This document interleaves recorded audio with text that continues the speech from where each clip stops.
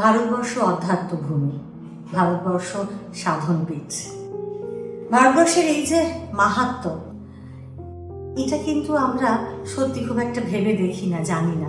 আসলে আমরা ভেবে থাকি যে সাধন ভজন মানেই একটা বয়সের পর ধর্মকর্ম করার সামিল আর কি, কিন্তু সেটা যে আসলে নয়।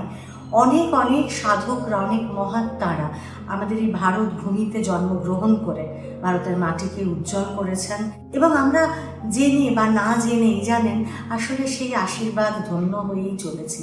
আমরা স্বীকার করি আর না স্বীকার করি, আসলে স্বীকার না করলে সত্যটা তো আর বদলাবে না। সেই রকম বেশ কিছু নাম জানা সাধকের অজানা গপ্প নিয়ে আমরা আসছি।